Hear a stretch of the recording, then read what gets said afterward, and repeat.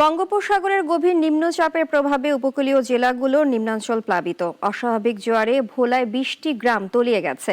কুয়াকাটা সৈকত ভাঙনের মুখে। সমুদ্রে 3 নম্বর সতর্ক সংকেত দেওয়া হয়েছে। ভোলা লক্ষ্মীপুর সহ 10টি নৌরুটে লঞ্চ চলাচল বন্ধ। স্থানীয়রা বাঁধ মেরামত ও জরুরি পদক্ষেপের দাবি জানিয়েছেন। প্রতিনিধিদের পাঠানো তথ্য ছবি নিয়ে জানাচ্ছেন শাশ্বতী সরকার। নিম্নচাপ ও অমাবস্যার প্রভাবে মেঘনা, পায়রা, বিষখালী সহ উপকূলের নদীগুলোর পানি বিপদসীমা ছাড়িয়েছে। ভোলায় রাজাপুর, মাঝের চর, মনপুরা সহ অসংখ্য এলাকায় বসতঘর, ফসলি জমি প্লাবিত। ভোলার চর ফ্যাশনে বেড়িবাঁধ ক্ষতিগ্রস্ত। পানি উন্নয়ন বোর্ড জরুরি মেরামত শুরু করেছে। ইলিশা লঞ্চ ঘাট তলিয়ে যাত্রীদের দুর্ভোগ চরমে।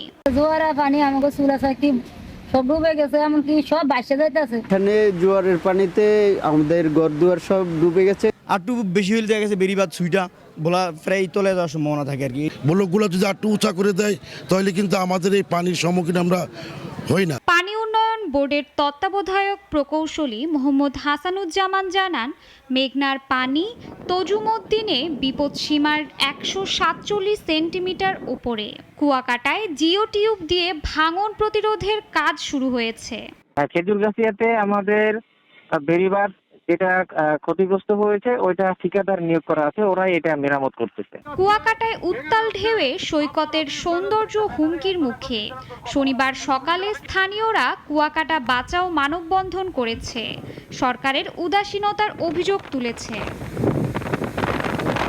নিম্নচাপ ও অমাবস্যার প্রভাবে পটুয়াখালীর রাঙ্গাবালী উপজেলায় বৈরী আবহাওয়া বিরাজ করছে। সকাল থেকে থেমে থেমে বৃষ্টি হচ্ছে। সাগর উত্তাল।